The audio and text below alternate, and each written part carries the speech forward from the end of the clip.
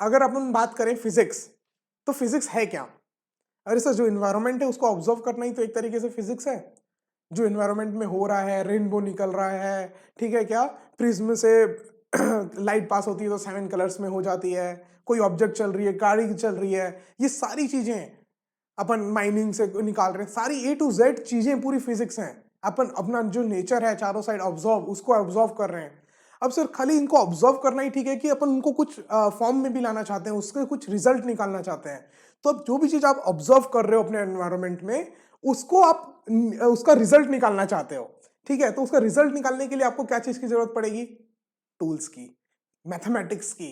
तो वही बोला जाता है कि जो मैथमेटिक्स है वो लैंग्वेज है, क्या, फिजिक्स को पढ़ने की। जो आपकी मैथमेटिक्स है वो क्या है? लैंग्वेज है आपके फिजिक्स को पढ़ने की। तो इसलिए अपन सबसे पहले करेंगे क्या, पढ़ेंगे बेसिक मैथमेटिकल टूल्स। टूल्स चाहिए अपन को, बहुत सारे टूल्स चाहिए। अब अगर आपको मालूम है अगर आपके पास एक कोई गाड़ी है, आपको इसको रिपेयर करना है, तो आपको मालूम है आपको टूल्स चाहिए होंगे, है कि नहीं? आपको टूल्स चाहिए होंगे, बिना टूल्स के आप इसको नहीं कर सकते, अपने हाथों से आप उस नट बोल्ट को नहीं खोल सकते। उसी तरीके से अगर आपको फिजिक्स पढ़ना है तो आपको मैथमेटिक्स आनी चाहिए, क्योंकि mathematics is a language of physics. Physics को पढ़ने के लिए जो लैंग्वेज है वो मैथमेटिक्स है। अब आप जो भी इक्वेशंस है, अगर मैं अब आपको बोलूं, जैसे न्यूटन ग्रेविटेशनल लॉ जो है कि F force is directly proportional to product of their masses and inversely proportional to the square of distance between them. अभी बोलने में स्टेटमेंट कितना बड़ा हो जा रहा है, इसी को अगर मेरे को मैथमेटिकल टर्म्स में लिखना हो तो मैं डायरेक्ट लिख सकता हूँ F equal to G m1 m2 by R square. तो ये एक मैथमेटिकल टर्म जो अपन ने दे दिया। तो इस तरीके से अपन मैथमेटिक्स यूज करके फिजिक्स को समझ सकते हैं। बात समझ में आ रही है क्या? अब सच में आपको ये टूल्स खरीदने नहीं जाना है कोई फिजिक्स के लिए, ये टूल्स जो है आपके मैथमेटिक्स, ये अपन यहीं पर पढ़ेंगे। ये कुछ कुछ चीजें हैं, और इसमें भी न्यूटन सर ने हर जगह हाथ पैर मारे हैं। और न्यूटन सर ने अपन को यहां पर भी एक बहुत अच्छा सा टूल ला के दे दिए है सॉल्व करने के लिए, डिफरेंशिएशन एंड इंटीग्रेशन। ये दो ऐसे टूल्स हैं जो अपन को ला के दे दिए और अपने लिए काम एकदम आसान हो गया। बात समझ में आ रही क्या? पहाड़ जैसा काम था वो एकदम छोटा सा हो गया, टूट टूट के छोटा सा। किससे? डिफरेंशिएशन और इंटीग्रेशन से। ये भी अपन को किसकी बदौलत मिला? न्यूटन सर के। ठीक है क्या? तो थैंक यू, पहले तो थैंक यू बोल देते हैं न्यूटन सर को कि सर आपने डिफरेंशिएशन और इंटीग्रेशन बनाया मैथमेटिक्स में, ताकि अपन फिजिक्स अपने लिए बहुत ज्यादा इजी हो जाए। किस तरीके से ये डिफरेंशिएशन इंटीग्रेशन यूज होने वाला है ये भी अपन देखेंगे जब अपन डिफरेंशिएशन और इंटीग्रेशन पढ़ेंगे। ये बात समझ में आई क्या कि टूल्स क्यों पढ़ना है, मैथमेटिक्स अपन क्यों पढ़ रहे हैं स्टार्टिंग में? क्योंकि अब अगर आपको फिजिक्स पढ़नी है तो आपको उसको डिस्क्राइब करना है, कुछ रिजल्ट लाना है, और उसके लिए आपको मैथमेटिक्स आनी चाहिए। तो वो अपन पढ़ेंगे आज यहां पर फिजिक्स में, मैथमेटिकल टूल्स। ये आपके लिए टूल्स के जैसे काम करेंगे। बात समझ में आई क्या? और अपन को टूल्स को अपने को शार्प रखना है, एकदम शार्प रखना है। क्यों? मान लो अगर एक पेड़ काटना है आपको, ठीक है, और आपके पास एक्स है, बट ये एक्स में बिल्कुल भी धार नहीं है, ये एक्स में बिल्कुल भी धार नहीं है, और आप बहुत देर तक पेड़ काट रहे हो ये सोच के कि धार करने जाऊंगा तो पेड़ में अपने एक्स में मैं अगर शार्प करने जाऊंगा तो टाइम वेस्ट होगा। बट आप खुद सोचो, इससे अगर आप करोगे तो कितना टाइम लगेगा, शायद कभी कटे ही ना। उसी उससे अच्छा आप अपने एक्स को शार्प कर लो पहले, भले एक एक आवर लगेगा, आप अपने एक्स को शार्प कर लो, उसके बाद देखो पेड़ कितना जल्दी कटेगा। तो अपन ऐसा सोच लेते हैं कि अपन को शार्प करने में टाइम लगेगा। ऐसा क्यों सोच रहे हो? ये तो सोचो कि अगर अपन ने थोड़ा टाइम इन्वेस्ट कर दिया अपने टूल्स को शार्प करने में तो पेड़ बहुत जल्दी कट जाएगा। बात समझ में आ रही है क्या? तो अपन को सबसे पहले तो टूल्स जो है अपने, उनको एकदम स्ट्रॉन्ग करना है। सर टूल्स क्या क्या है? सर टूल्स बता देता हूं मैं आपको क्या क्या है। पहले तो फंक्शन पढ़ेंगे अपन थोड़ा बहुत। मैथमेटिक्स में आप बहुत अच्छी तरीके से सारी चीजों को पढ़ेंगे। अपन अभी यहां पर एकदम स्ट्रॉन्ग करेंगे वो सारे पॉइंट्स जो अपन को बहुत ज्यादा यूज आने वाले हैं। फंक्शंस पढ़ोगे आप, ट्रिग्नोमेट्री, फिर उसके बाद डिफरेंशिएशन, इंटीग्रेशन, वेक्टर्स, फंक्शन में ही आ जाएगा अलजेब्रा आपका, और फिर लास्ट में आपका लॉग एंड क्वाड्रेटिक इक्वेशन।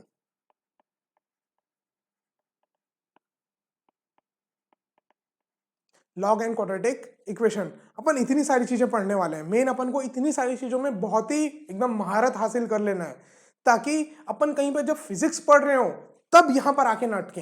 क्योंकि बहुत वो एकदम अजीब लगता है अगर आप फिजिक्स आपको एकदम अच्छे से आ गई, कोई कॉन्सेप्ट आपको समझ में आ गया, बट अगर आप आंसर नहीं ला पा रहे हो ये मैथमेटिक्स के कारण, तो फिर बहुत दुख होता है।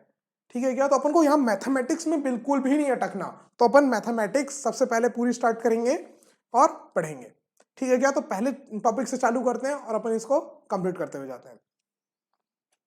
चलिए, तो पहले ये जानते हैं कि अपन बेसिक मैथमेटिकल टूल्स में सब पढ़ने क्या क्या वाले हैं, ऐसे कौन कौन से टूल्स हैं जो अपन यूज करेंगे, फिर उनको अपन उन टूल्स को अपन शार्प करेंगे एकदम।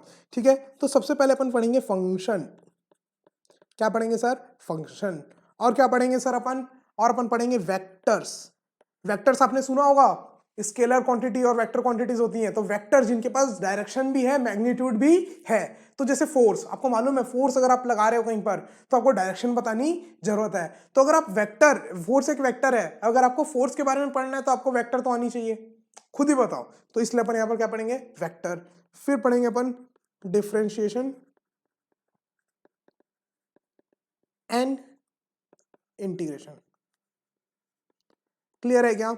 अब सर फंक्शन जो है उसके अंदर भी अपन बहुत सारी चीजें पढ़नी है। इन डेप्थ में आप मैथमेटिक्स में पढ़ोगे सब चीज, यहां अपने जो काम किए हैं अपन वो चीजों को पढ़ेंगे एकदम अच्छे से। जैसे अपन थोड़ा बहुत अलजेब्रिक इक्वेशंस के बारे में देखेंगे। अलजेब्रिक इक्वेशन हो गया, उसके अंदर जैसे क्वाड्रेटिक हो गई, क्यूबिक इक्वेशन हो गई, ये सब देखेंगे। फिर एक्सपोनेंशियल, जब आपका वेरिएबल पावर में हो तो एक्सपोनेंशियल फंक्शन हो गया। ठीक है, लॉगरिदमिक फंक्शन देखेंगे अपन, लॉग क्या होता है। टेंशन मतलब सब एकदम इजी है, एकदम इजी। जिस तरीके से पढ़ाऊंगा बस एक बार देख लेना, एक बार समझ लेना, कोई दिक्कत नहीं जाएगी कहीं पर भी। बहुत इजी हो जाएगा, आईटीए से चिल्लर हो जाएगा आप लोगों के लिए एकदम। Algebraic, exponential, logarithm. फिर उसके बाद अपन इसमें और पढ़ेंगे ट्रिग्नोमेट्री, ट्रिग्नोमेट्रिक फंक्शंस पढ़ेंगे अपन, और एक इनवर्स ट्रिग्नोमेट्री जो मेन आप लोगों को मैथ्स में पढ़ाया जाएगा। यहाँ अपने उतने ज्यादा काम का नहीं है, थोड़ा एक ओवरव्यू पता चल जाएगा अपन को यहाँ पर क्या होता है। ये क्लियर होगा क्या बेसिक मैथमेटिकल टूल्स में अपन पढ़ने क्या क्या वाले हैं? सर पहले तो अपन फंक्शंस के बारे में पढ़ेंगे, फिर वेक्टर, फिर डिफरेंशिएशन और इंटीग्रेशन। ठीक है क्या? तो ये पूरा हो जाएगा अपने लिए टूल्स, तो इनको अपन को स्ट्रॉन्ग करना है। तो चलो स्टार्ट करते हैं अपन अलजेब्रिक इक्वेशन से। तो देखो, अलजेब्रिक पढ़ने से पहले अपन पढ़ते हैं, अपन देखते हैं फंक्शंस। ठीक है, तो फंक्शंस क्या होते हैं, फंक्शन क्या होते हैं ये अपन को देखना है। ठीक है क्या? तो देखो अब मैं क्या बोल रहा हूं आपको, फंक्शन क्या है? वेरिएबल। पहले तो आपको ये पता होना चाहिए कोई वेरिएबल क्या है। देखो अगर मैं बोलूं अगर आपको कि ग्रेविटेशनल कांस्टेंट जी है तो उसकी वैल्यू फिक्स्ड है कि नहीं? Acceleration due to gravity G, इसकी वैल्यू फिक्स्ड है 9.8 मीटर पर सेकंड स्क्वायर। तो ये सब कांस्टेंट हो गए। क्या हो गए? कांस्टेंट, एक कांस्टेंट वैल्यू है। मैं यहां पर लिख दिया 4, तो ये क्या है? कांस्टेंट, एक कांस्टेंट वैल्यू है। बट अगर मैं लिखूं ऐसे कोई x की एक वेरिएबल है कि कोई पार्टिकल x में, मतलब x वाले आपका जो पाथ है x डायरेक्शन में कितने दूर खड़ा है, तो मान लो x, तो अब ये x आपका वेरिएबल है। ये x आपका कुछ भी हो सकता है, 0 1 2 3 4 इन्फिनिटी 0.1 0.2 कुछ भी हो सकता है। तो ये होता है एक आपका वेरिएबल। ठीक है क्या? तो अब फंक्शन क्या है? वो कुछ नहीं है, फंक्शन रिलेशन है दो वेरिएबल के बीच में। एक जो इंडिपेंडेंट है जिसकी वैल्यू आप कुछ भी ले सकते हो, और एक जो डिपेंडेंट है जो किसके ऊपर डिपेंड करेगा? ये जो इंडिपेंडेंट वेरिएबल है उसके। बात समझ में आई क्या? तो function is a relation, function is a relation between an independent variable and a dependent variable. बात समझ में आई क्या? अब जैसे मान लो जो फोर्स लगता है धरती माता की वजह से, धरती माता है, धरती माता की वजह से जो फोर्स लगता है क्लास 9th में आपने पढ़ा होगा, वो कितना लगता है? अगर कोई मास m है तो m इंटू जी। आप क्या बोलोगे? ये जो फोर्स लग रहा है वो होता है m इंटू जी। सर यहां पर g तो कांस्टेंट है, तो ये जो फोर्स है वो आपका हो गया डिपेंडेंट वेरिएबल। और यहाँ जो आपका मास हो गया वो हो गया इंडिपेंडेंट वेरिएबल। मास आप कुछ भी ले सकते हो, अगर 1 kg का ब्लॉक है तो आप वहां पर m की वैल्यू 1 डाल सकते हो, 1.5 kg का ब्लॉक है तो वहां पर आप m की वैल्यू 1.5 डाल सकते हो। बात समझ में आ रही है क्या? तो यहां पर जो आपका m है वो वेरिएबल है, इंडिपेंडेंट वेरिएबल है, और यहां जो आपका f है वो डिपेंडेंट वेरिएबल है। f की जो वैल्यू आएगी वो m के हिसाब से आएगी, m आपने क्या डाला है उसके हिसाब से आपकी f की वैल्यू आएगी। तो m is equal to independent variable. ये बात समझ में आ रही है क्या? तो ये जो आपका रिलेशन बन गया, एक किसके बीच में, एक f के बीच में और एक m के बीच में। g तो कांस्टेंट है, f और m के बीच में जो रिलेशन बना आपका, तो इसी को अपन बोलते हैं फंक्शन। बात समझ में आई क्या? तो सिंपल सा अगर आपको मैं डेफिनेशन भी लिख के दे दूं तो आप ऐसे लिख सकते हो, relation between independent variable and dependent variable is called function, is called function। ठीक है सर, हो गया सर, एकदम सही, परफेक्ट। ठीक है, डब्बा बना दिए, डेफिनेशन हो गई क्लियर। ठीक है क्या? डेफिनेशन, फंक्शन क्या है? फंक्शन एक रिलेशन है, किसके किसके बीच में, एक इंडिपेंडेंट वेरिएबल और एक डिपेंडेंट वेरिएबल। जैसे f equal to m into g हो गया। अब अगर ऐसे ही आप बात करो, यहीं पर अगर आप ऐसे ही अगर आप कुछ बात करो, मान लो मैं एक और रिलेशन लिख दूं आपको, जो एरिया होता है, ठीक है क्या? अब एरिया किस चीज का? एक सर्कल का एरिया मान लो, एक सर्कल का एरिया, तो आप क्या बोलोगे? पाई आर स्क्वायर। जहां आपको मालूम है पाई कांस्टेंट है, पाई की वैल्यू कांस्टेंट है एकदम 3.14, बट जो यहाँ आर है आपका वो वेरिएबल है। अब आप रेडियस कुछ भी रख सकते हो सर्कल का, अगर कोई एक यहाँ पर आपका सर्कल है तो आप इस सर्कल का रेडियस कुछ भी रख सकते हो, इस सर्कल का जो आपका ये रेडियस है ये आप कुछ भी रख सकते हो। तो आपका एक ये हो गया इंडिपेंडेंट वेरिएबल, यहां पर ये जो आर हो गया वो आपका हो गया इंडिपेंडेंट वेरिएबल। और यहां पर जो आपका ए है एरिया, वो किसके ऊपर डिपेंड कर रहा है? आर के ऊपर, रेडियस के ऊपर। तो ये आपका हो गया डिपेंडेंट वेरिएबल। तो ये जो रिलेशन है ये ए और आर के बीच में, इसी को अपन ने क्या बोल दिया है? फंक्शन। मेरे ख्याल से एकदम क्लियर हो गया होगा फंक्शन क्या होता है। सबको एकदम क्लियर है, हाँ कि ना? बोलो, ऐसे आप लोग देख रहे हो रिकॉर्डिंग वीडियो, भले कोई किसी के सामने बैठे हो, बोलो, जब तक आप बोलते रहोगे ना आपका माइंड एकदम एक्टिवेट रहेगा। बात समझ में आ रही है क्या? हाँ कि ना? हाँ कि ना? ठीक है, यस और नो? एकदम परफेक्ट। देखो क्या होता है, एकदम मैंने डेफिनेशन भी लिखवा दी। Relation between independent variable and dependent variable is called function. एकदम सिंपल लैंग्वेज में लिखते जा रहे हैं अपन, नोट्स बनाते जाइएगा अपने साथ साथ। वैसे ये जो पूरा का पूरा बोर्ड वर्क है ये भी आपको लिंक में मिल जाएगा, पूरा का पूरा बोर्ड वर्क आपको लिंक में मिल जाएगा, आपको किसी प्रकार की टेंशन लेने की जरूरत नहीं है।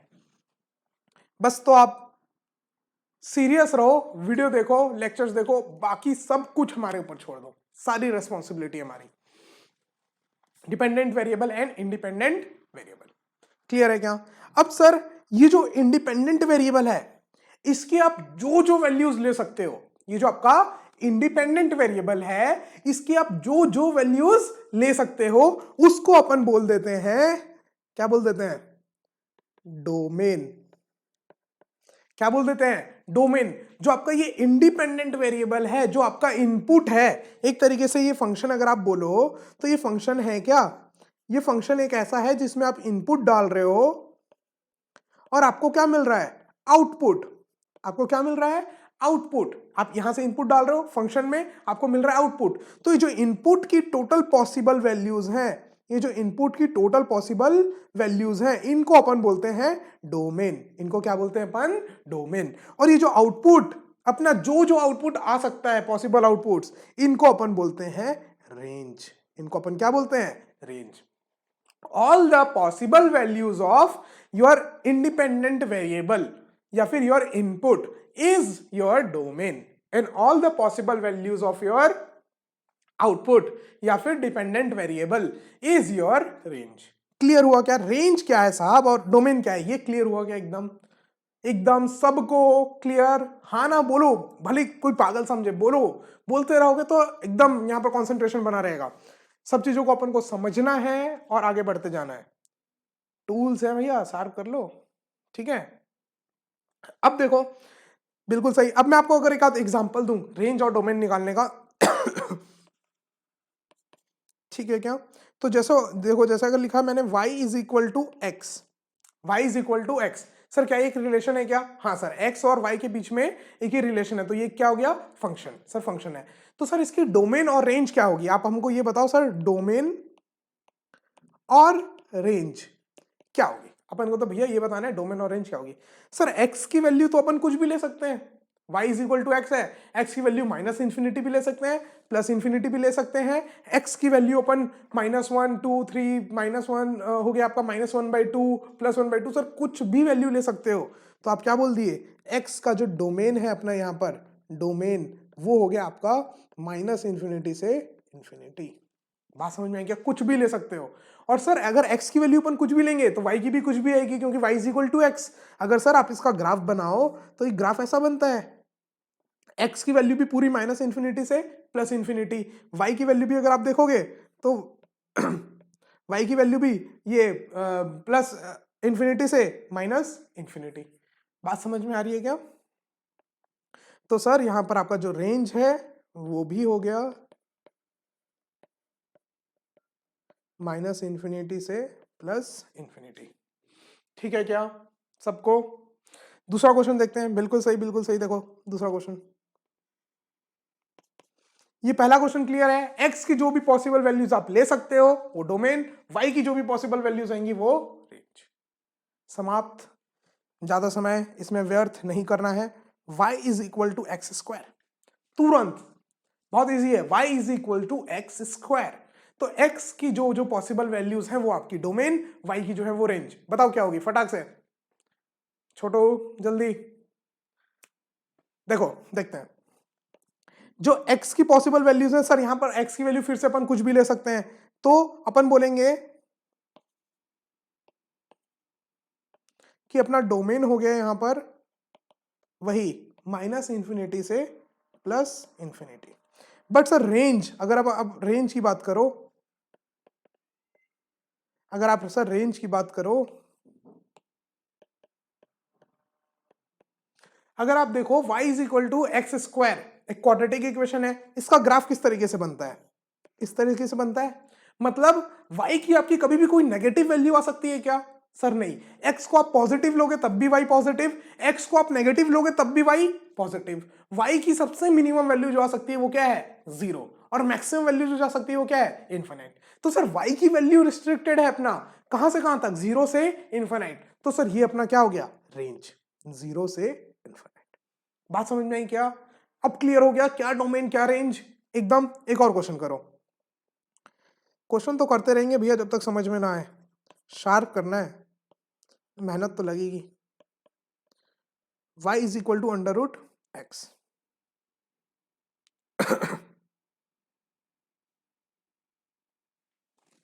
y is equal to under root X. इसका बताओ फटाफट, डोमेन और रेंज बताओ फटाफट, सबको ही सबको ही सबको बताओ डोमेन और रेंज जल्दी से। सर अब देखो अंडर रूट एक्स है, सर इतनी मैथमेटिक्स तो आती है सर, क्या पूछ रहे हो यार सर, थोड़ी बहुत मैथमेटिक्स तो आती है। सर अंडर रूट एक्स है तो अपन को मालूम है एक्स की वैल्यू नेगेटिव लेंगे तो ये इमेजिनरी नंबर बन जाएगा। तो सर अपन को एक्स की वैल्यू कहां से लेनी पड़ेगी? या तो 0 0 से बड़ी, 0 या बड़ी, मतलब पॉजिटिव नंबर लेनी पड़ेगी। तो सर यहां पर अपना जो डोमेन है, सर वो डोमेन अपना हो जाएगा 0 से इंफिनिटी। ठीक है क्या? और सर अब जब 0 ले रहे हो तब y की वैल्यू क्या आ रही है? 0। और सर जब आप इंफिनिटी ले रहे हो, जब आप इंफिनिटी ले रहे हो तब आपकी y की वैल्यू क्या आ रही है? Sir infinity. तो आपको मालूम है डोमेन भी हो गई आपकी 0 से इंफिनिटी, और आपकी जो रेंज हो गई वो भी हो गई आपकी 0 से इंफिनिटी। क्लियर है क्या? करेक्ट है एकदम मालिक, सबको समझ में आया? सबको? ठीक है। अब देखो एक और एग्जांपल दे रहा हूं, लास्ट एग्जांपल, सभी का आंसर आना चाहिए नहीं तो नाराज हो जाऊंगा मैं सबसे। y is equal to sine square X. बताओ डोमेन और रेंज बताओ, फटाफट फटाफट फटाफट, डोमेन और range. y is equal to sine square X. तो सर डोमेन देखते हैं, कहीं पर भी आपको टाइम लगे आप पॉज कर लीजिएगा वीडियो को, पूरी इजाजत है। कहीं पर लगे कि कोई चीज को फास्ट करना है, इंटू 2 में करके देख लिए, इंटू 1.5 में करके देख लिए, ये सबसे बड़ा बेनिफिट है आपके लिए। यहां पर आपको सब कुछ दिखेगा, इमेजेस भी दिखेंगे, इमेजेस के थ्रू आपको समझ में आएगी सारी चीजें, आप लाइव इंटरेक्ट कर सकते हैं। तो एकदम फेस टू फेस से काफी ज्यादा पॉजिटिव चीजें हैं। अगर आप थोड़े से भी सीरियस हो, खाली एक चीज चाहिए मेरे को आपके तरफ से, इनपुट। ये फंक्शन है एक, आउटपुट आपका आईआईटी का रिजल्ट, यहाँ इनपुट। इनपुट चाहिए सिर्फ आपकी सिंसियरिटी। सिर्फ पिछले इतने सालों से मैं पढ़ा रहा हूं और मैंने सिर्फ एक चीज देखी, अगर आपका क्लास 10 के बाद आईक्यू कितना भी है मैटर नहीं करता, सिर्फ मैटर करता है आपका सिंसियरिटी। कोई भी कॉम्पिटेटिव एग्जाम है वो आपसे खाली डिसिप्लिन मांग रही है साहब, और कुछ भी नहीं मांग रही है। तो अगर आपके अंदर डिसिप्लिन है तो सब कुछ आ जाएगा, विश्वास रखिए सब कुछ आ जाएगा जितना आप चाहते हैं। मैंने देखा है काफी लोगों को, कई लोगों का आईक्यू एकदम ही जीरो रहता है 10th से निकलने के बाद, लेकिन वो एकदम डेडिकेशन के साथ आते हैं, रोज बैठ के पढ़ रहे हैं, 8 घंटे 10 घंटे बैठे हुए हैं वो एक कुर्सी में। धीरे धीरे धीरे धीरे उनका आईक्यू कब एकदम हाईएस्ट में पहुंच गया, मतलब देखते देखते पता भी नहीं चला। तो मैंने देखा है, स्टूडेंट्स को देखा है, अपने फ्रेंड्स लोगों को देखा है, सब चीज। तो इसलिए मैं आपको बोल रहा हूँ, खाली पहली क्लास है, बता रहा हूँ, बीच बीच में मोटिवेशन चलते रहेगा, उसकी भी टेंशन नहीं है, ठीक है क्या। तो सर इस आंसर देखते हैं, सर कहाँ भटक गए अपन। Domain, sir domain, sir x की वैल्यू तो सर कुछ भी ले सकते हैं, माइनस इन्फिनिटी से इन्फिनिटी, पता है अपन को। लेकिन अगर आपको पता हो कि जो साइन एक्स होता है उसका कर्व कैसा होता है, थोड़ा बहुत आइडिया है क्या साइन का? ट्रिग्नोमेट्री मेरे ख्याल से 9th या 10th में आपने पढ़ी है थोड़ी बहुत। तो साइन की जो वैल्यू होती है वो सिर्फ -1 से 1 के बीच में होती है, अगर आपको पता हो, इस टाइप का कर्व होता है, सिर्फ -1 से लेकर के 1 के बीच में होती है। ठीक है क्या, -1 से लेकर के 1 के बीच में होती है। तो सर अब आपने इसको भी क्या किया, स्क्वायर कर दिया, मतलब जो भी नेगेटिव थी उनको भी क्या बना दिया, पॉजिटिव। तो अगर आप देखोगे तो ग्राफ ऐसा बन गया सर कुछ। तो मतलब y की जो वैल्यू है वो सिर्फ यहां से यहां तक के बीच में हो सकती है, ये इतनी। बात समझ में आ रही है क्या? y की वैल्यू सिर्फ इतनी हो सकती है। तो आपने क्या बोला सर, जो आपकी रेंज हो गई वो रेंज हो गई आपकी 0 से 1। आपकी y की वैल्यू जो आ सकती है वो सिर्फ और सिर्फ 0 से 1 के बीच में आ सकती है, ठीक है क्या। डोमेन हो गई आपकी माइनस इन्फिनिटी से लेकर के इन्फिनिटी तक।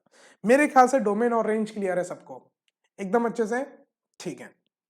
तो चलो देखो अलजेब्रिक इक्वेशन स्टार्ट करते हैं हम। अलजेब्रिक इक्वेशन,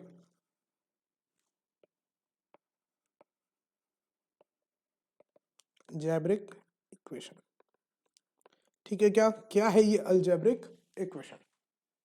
तो देखो कोई भी इक्वेशन अगर आपके पास ऐसे y is equal to a0, a constant है, प्लस a1 x की पावर 1 प्लस a2 x की पावर 2 प्लस सो ऑन। तो इस टाइप की इक्वेशन जिसमें एक कांस्टेंट है, एक वेरिएबल है, वेरिएबल आपकी पावर में नहीं है, वेरिएबल आपका नीचे पे है और उसकी कुछ पावर है 1 2 3 4 कुछ भी। तो ये जो इस टाइप की इक्वेशंस होती हैं इनको अपन बोलते हैं अलजेब्रिक इक्वेशन। क्लियर है क्या, एकदम सही है, करेक्ट है। अब देखो यहां पर एक और चीज है, जो ये जो पावर है उसकी जो हाईएस्ट वैल्यू होगी, अगर मान लो अगर मैं आपको बोलूं कि y is equal to 4x plus 3, तो मेरे को बताओ x की जो हाईएस्ट पावर है वो क्या है यहां पर, 1। क्या है वो, 1।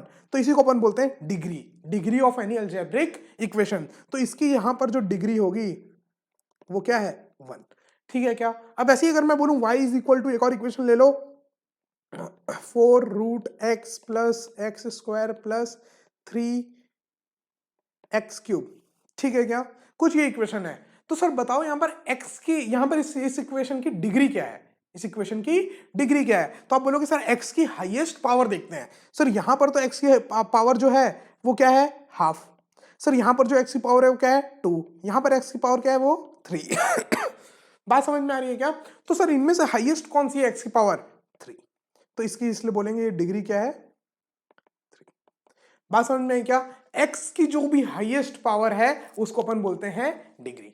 और अगर किसी इक्वेशन की हाईएस्ट पावर 1 है, हाईएस्ट पावर 1 है, तो अपन उसको बोलते हैं लीनियर इक्वेशन। इसको अपन बोलते हैं लीनियर इक्वेशन। बात समझ में आई क्या? अगर किसी इक्वेशन की हाईएस्ट पावर अगर किसी इक्वेशन की हाईएस्ट पावर 1 है तो अपन उसको बोलते हैं लीनियर इक्वेशन। और अगर किसी इक्वेशन की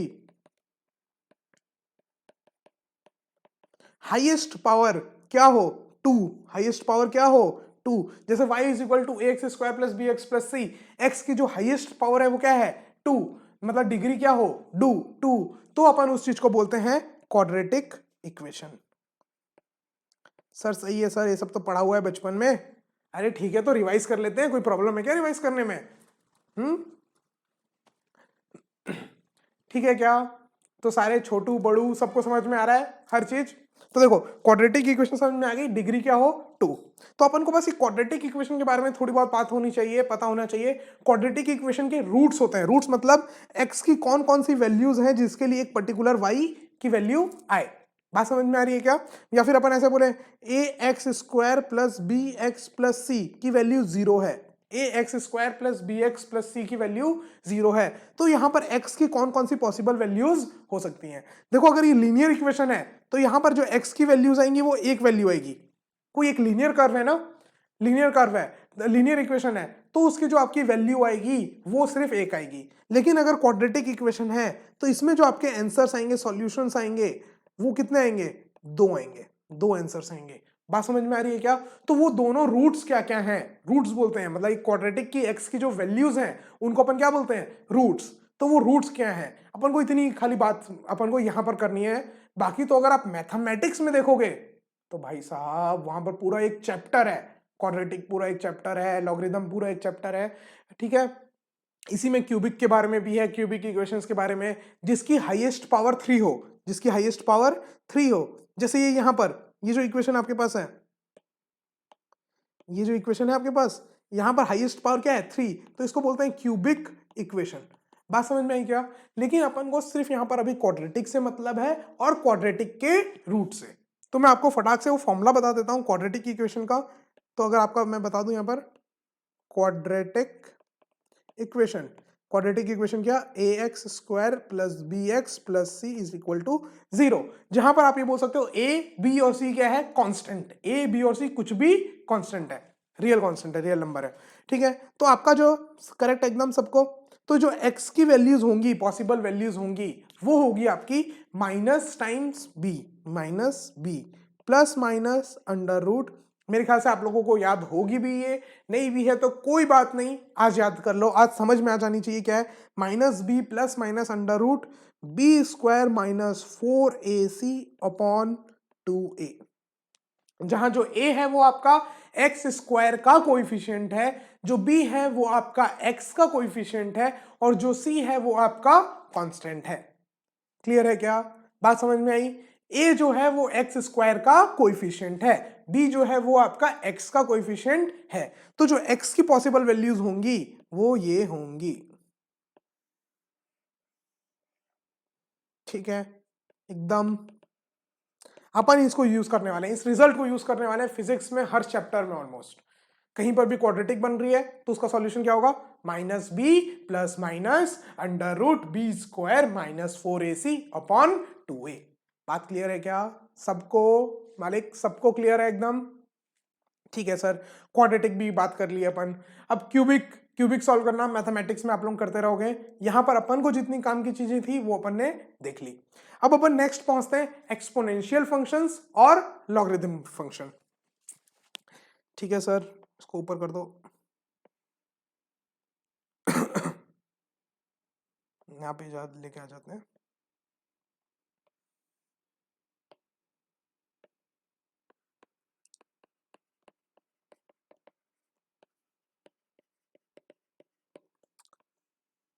लास्ट में अपन थोड़ी बहुत ग्राफ्स की भी बात करेंगे, क्लियर है क्या? पूरा का पूरा जब अपन ये फंक्शंस पढ़ लेंगे, फंक्शंस पढ़ने के बाद अपन पूरे ग्राफ की बात करेंगे, linear, quadratic, exponential, logarithm functions, फिर ट्रिग्नोमेट्रिक के फंक्शंस, इनवर्स ट्रिग्नोमेट्रिक, सारे फंक्शंस की अपन बात कर लेंगे एक बार, ताकि एक बार ग्राफ की बात कर लेंगे, क्योंकि ग्राफ कई बार बहुत इंपॉर्टेंट होता है विजुअलाइज करने के लिए चीजों को कि हो क्या रही है। बात समझ में क्या? तो ग्राफ भी बहुत इंपॉर्टेंट रोल प्ले करेगा। कई बार IIT JEE वगैरह में डायरेक्ट ग्राफ से रिलेटेड क्वेश्चंस आते हैं और बच्चों को पता नहीं क्यों कंफ्यूजन होता है, जबकि एकदम सिंपल चीज है। तो अपन एकदम अच्छे से पहले एक बार ग्राफ को आज ही पूरा निपटा लेंगे, पूरा एकदम बेसिक पे, ताकि अपन को फ्यूचर में कभी भी पूरे 2 साल में फिजिक्स में कहीं पर भी ग्राफ की जरूरत हुई तो अपन को आता है। क्लियर है क्या? ठीक है, एकदम सही सर। ठीक है सर, तो exponential function, sir exponential function क्या है? अरे यार कुछ भी नहीं है।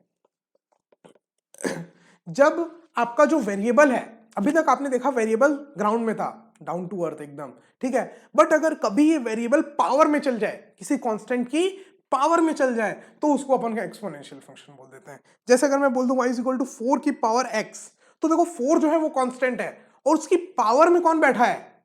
एकदम राज महाराजा बन के वेरिएबल x। कौन सा? Independent variable x।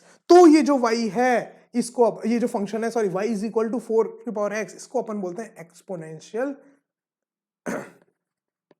फंक्शन। बात समझ में आई क्या? जब आपका जो वेरिएबल है वो पावर में चढ़ के बैठ जाए, कुर्सी में चढ़ के बैठ जाए ऊपर, तो उसको अपन बोलेंगे एक्सपोनेंशियल फंक्शन। क्लियर है क्या एकदम सबको? अब जनरली यहां पर जो कांस्टेंट लिया जाता है, जहां पर ये बता दो कोई कांस्टेंट है, तो y is equal to a to the power x, ये आपकी एक हो गई एक्सपोनेंशियल इक्वेशन, जहां पर a क्या है आपका? कांस्टेंट। क्लियर है? क्लियर है एकदम सबको? सही है। अब देखो यहां पर ये जो a कांस्टेंट है, यहां पर स्पेशली आपको जो मिलेगा एक्सपोनेंशियल फंक्शन में, वो एक वैल्यू मिलेगी e। y is equal to e की पावर x आपको जनरली देखने को मिलेगा। सर ये e क्या है? e एक मैथमेटिकल कांस्टेंट है। e एक मैथमेटिकल कांस्टेंट है। जैसे आपका पाई है, पाई की वैल्यू 3.14, इरेशनल नंबर है, कभी एंड नहीं होगा, वो जाते रहेगा पॉइंट के बाद। उसी तरीके से ये जो e है, ये भी एक कांस्टेंट है, इरेशनल नंबर। यूलर्स नंबर भी बोलते हैं इसको, यूलर्स नंबर भी बोलते हैं। इसकी e की वैल्यू फिक्स्ड है 2.718, अप्रोक्सीमेटली आप इसको लिख सकते हो 2.72। बात समझ में आई क्या?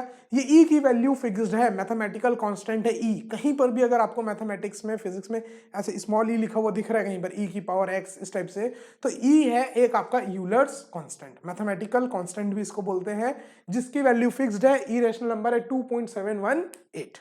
तो जनरली ऐसे ही लिखा रहता है, y is equal to e की पावर x, इसको अपन बोल देते हैं एक्सपोनेंशियल फंक्शन। क्लियर है क्या? करेक्ट है एकदम सबको समझ में आ रहा है? तो अब एक्सपोनेंशियल के बारे में अपन को अभी इतनी जानकारी चाहिए कि एक्सपोनेंशियल फंक्शन होते क्या हैं। होते क्या है भाई, ये तो पता होना चाहिए, बाकी क्या। तो अब अपन आते हैं लॉगरिदम में। अब कई लोग लॉगरिदम फंक्शन को, लॉग को सुन के ही डर जाते हैं, सर क्या है ये LOG लिखा हुआ एकदम। तो मैं बताऊं आपको, कुछ भी नहीं है। एक्सपोनेंशियल समझ में आ गया क्या? एक्सपोनेंशियल समझ में आ गया क्या? तो अब एक बात बताओ मेरे को, तो देखो यहां पर आपने ये देखा y is equal to a की पावर x था, y is equal to a की पावर x था। आवाज आ रही है ना सबको? हाँ okay. y is equal to a की पावर x था। तो यहां पर ये जो आपका x था, ये था आपका बेस, ये जो था आपकी पावर, और ये जो रिजल्ट आ रहा था, ये आपका आ रहा था वैल्यू। ठीक है क्या? तो अगर एक बात बताओ, कुछ चीजें अगर मैं आपसे पूछूं, हंसना मत, ठीक है क्या? कोशिश करना हंसना मत, कि 4 इज इक्वल टू 2 की पावर x, बताओ x की क्या वैल्यू रखूं कि मेरे 4 आंसर आ जाए? आप बोलोगे सर ये क्या बात पूछ रहे हो, x की वैल्यू सर 2 रख दो, तो 2 की power 2 is equal to 4।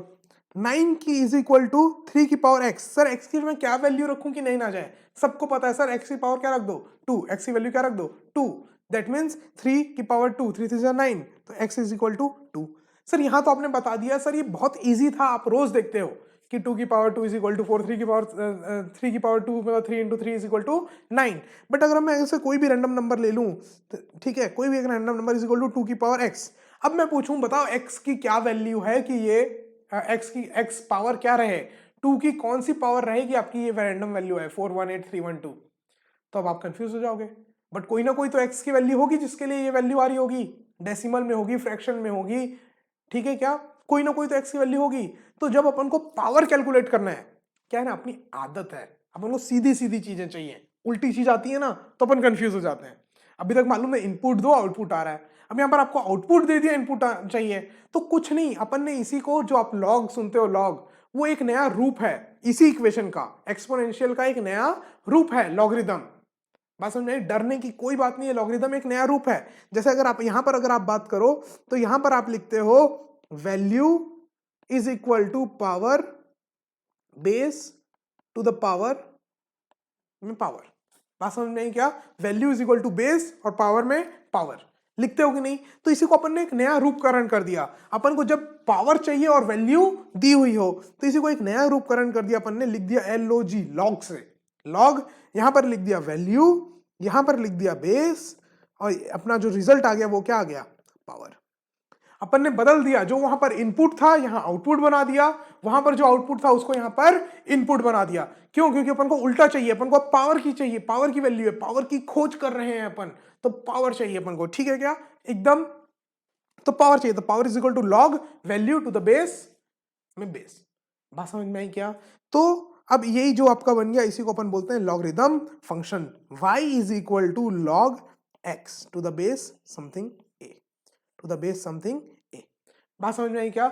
Log y is equal to log x to the base a। इसका मतलब है कि a की power y is equal to x, a की power y is equal to x। ये कन्वर्जन आना चाहिए।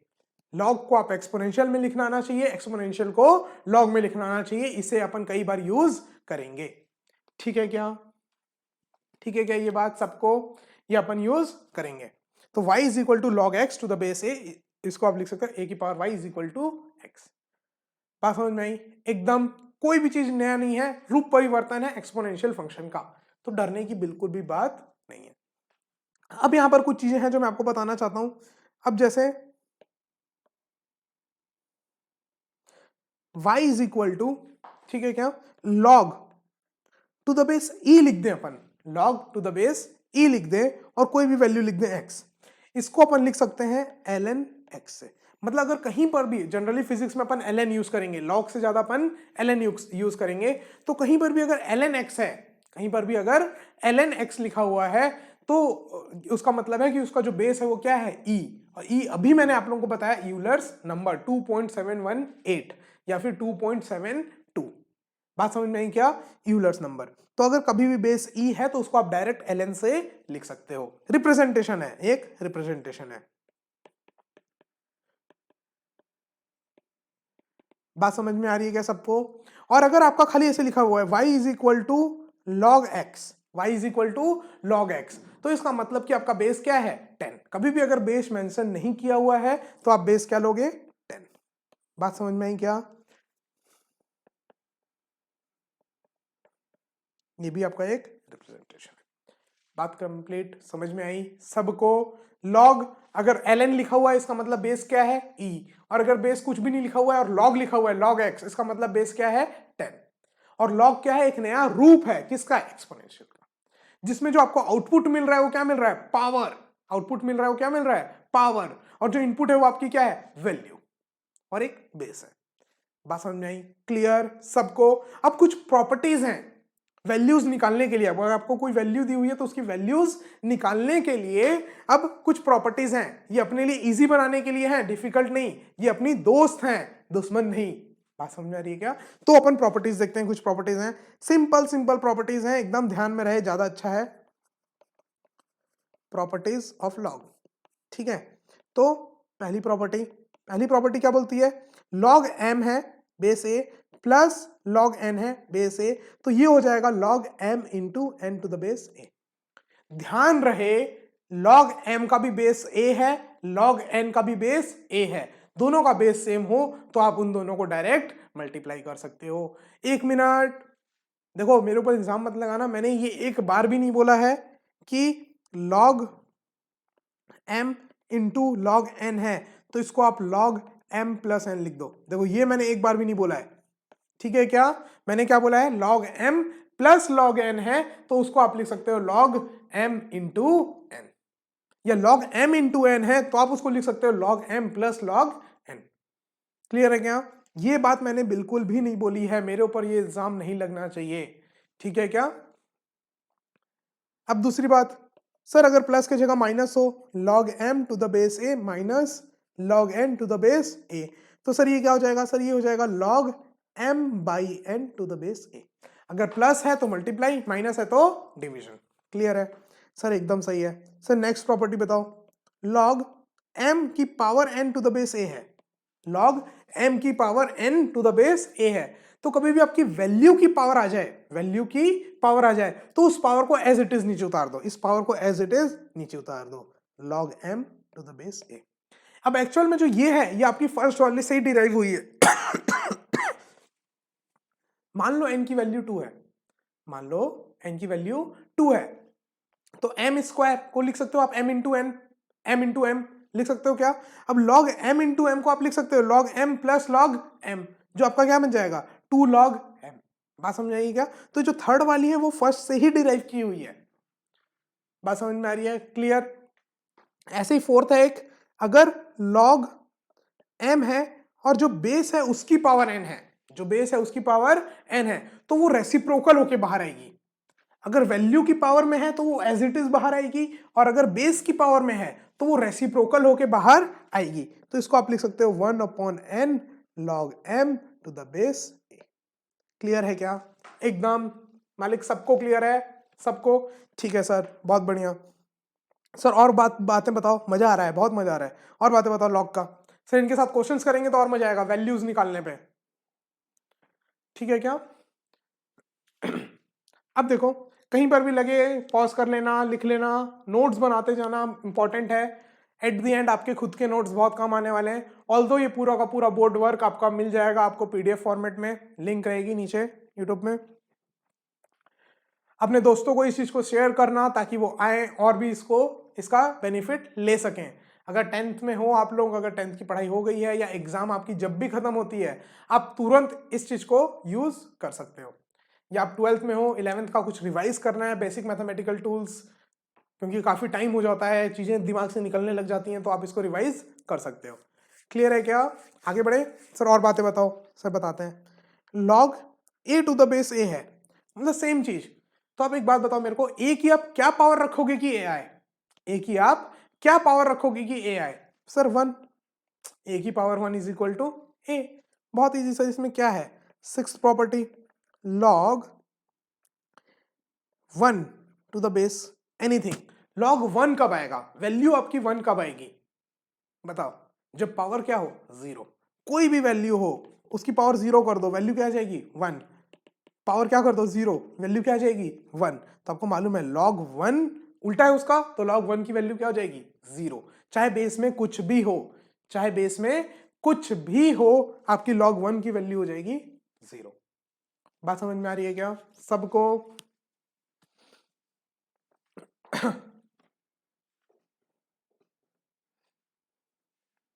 ठीक है क्या? चलो बहुत बढ़िया सर। अब मैं आपको ये भी बता दिया ln क्या होता है, log क्या होता है। अब कुछ वैल्यूज हैं जो आपको याद होनी चाहिए, पता होनी चाहिए, क्योंकि कई बार काम आ जाती हैं और कई बार दी हुई नहीं रहती, कैलकुलेशन करने में आपको इजी हो जाता है। तो कुछ वैल्यूज हैं टू रिमेंबर,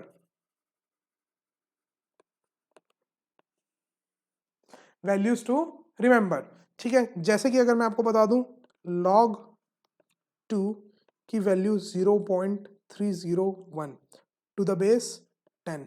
कुछ नहीं लिखा हुआ, इसका मतलब बेस क्या है? 10। कलर चेंज कर देते हैं,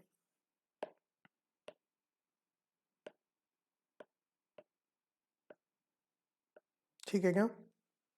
log 2 की वैल्यू हो गई 0.301, log 5 की वैल्यू हो जाएगी आपकी 0.69, log 3 की वैल्यू हो जाएगी आपकी 0.48। 3 वैल्यूज हैं, आप याद रख लो तो बहुत बढ़िया।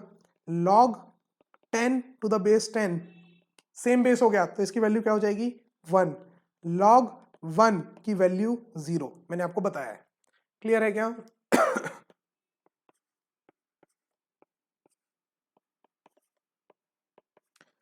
Done done done done done.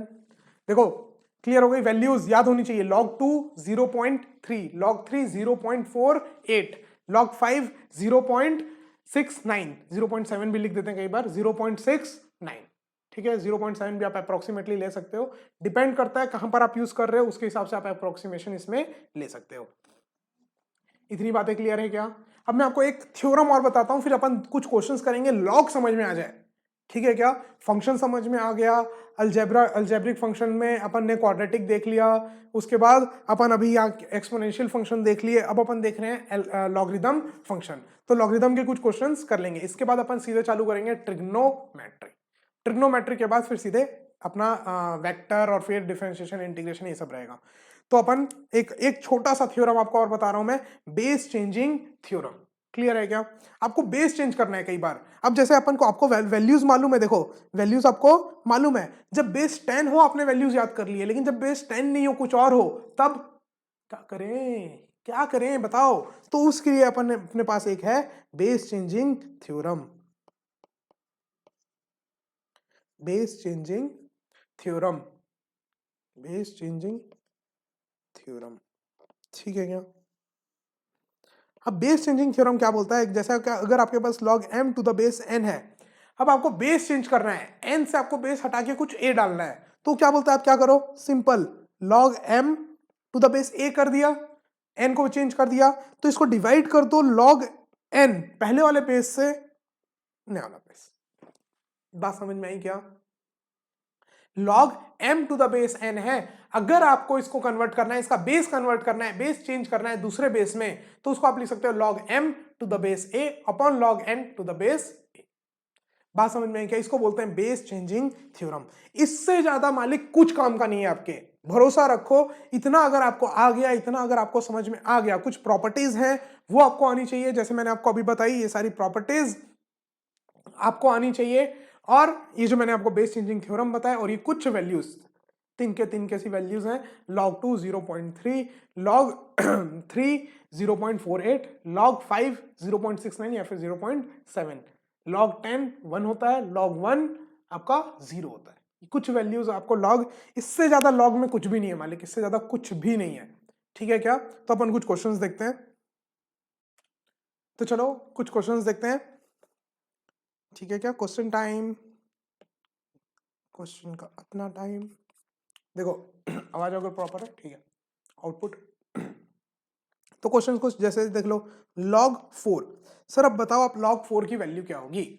Sir आपने तो याद करने के लिए log 2, log 3 और log 2 दिया, log 3 दिया और log 5 दिया, log 10 दिया, log 1 दिया, बाकी बाकी वैल्यूज बताओ। अब देखो कुछ नहीं लिखा हुआ है, मतलब बेस क्या है 10, और अपन को मालूम है इस 4 को मैं क्या लिख सकता हूँ, log 2 की पावर 2।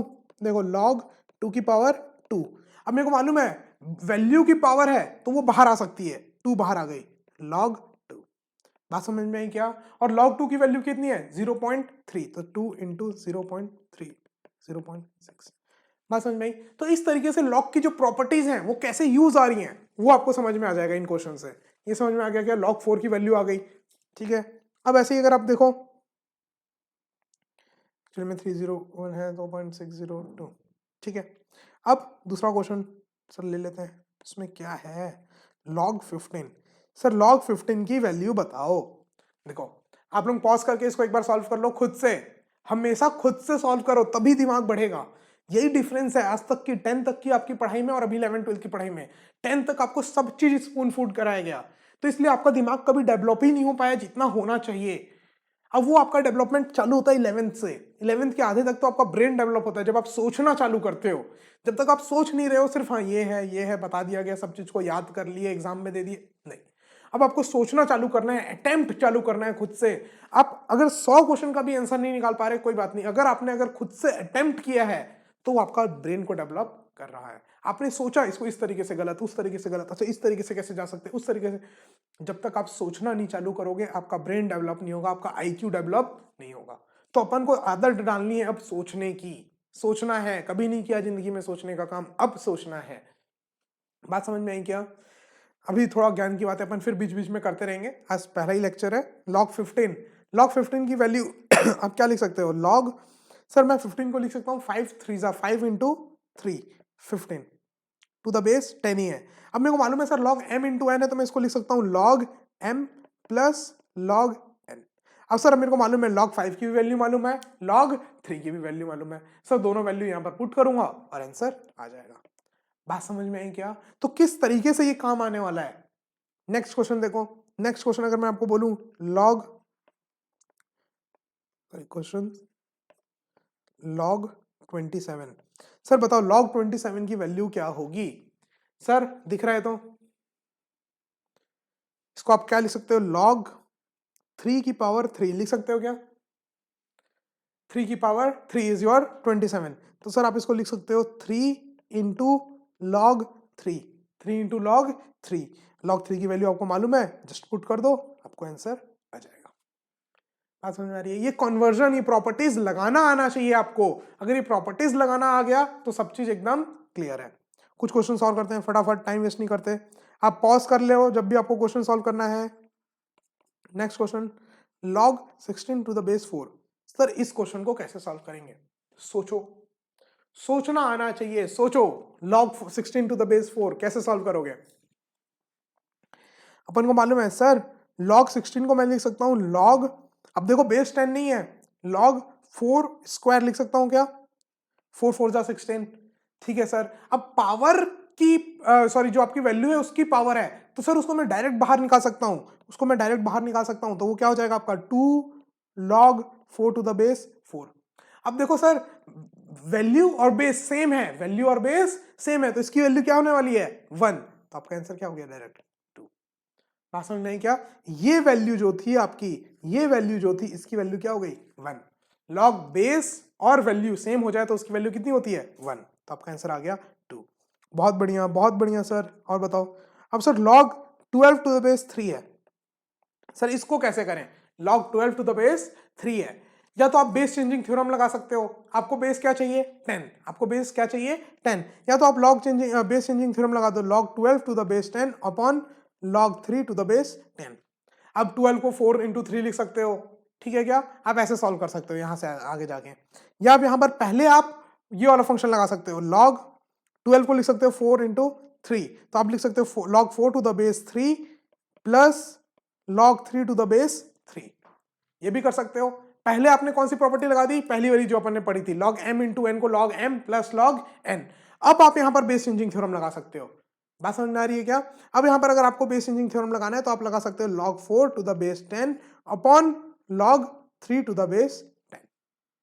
ओके, क्लियर है? Plus log 3 to the base 3, इसकी वैल्यू क्या बन जाएगी? 1 प्लस 1। तो ये आपका हो गया आंसर। बात समझ में आ रही है क्या? सबको बात समझ में आ रही है क्या? तो जरूरी नहीं है एक मेथड हो, आप किसी भी मेथड से कर सकते हो। ये जो प्रॉपर्टीज अपन ने पढ़ी, बेस चेंजिंग थ्योरम पढ़ा, उससे पहले 4 प्रॉपर्टीज पढ़ी। वैल्यू की पावर है तो उसको बाहर निकाल लो, बेस की पावर है तो उसको रेसिप्रोकल करके बाहर निकाल लो। अगर ये समझ में आ गया तो आपका ये पूरा का पूरा लॉगरिदम खत्म। पूरा लॉग में कुछ भी नहीं बचा। लॉगरिदम आज अपन ने पढ़ लिया, अपन ने एक्सपोनेंशियल फंक्शन पढ़ लिया, क्वाड्रेटिक के रूट्स क्या होते हैं अपन ने ये जान लिए, ठीक है क्या? और फंक्शन क्या होता है पढ़ लिया। अब नेक्स्ट क्लास में अपन चालू करेंगे अपना ट्रिग्नोमेट्री। तब तक के लिए बाय, थैंक यू।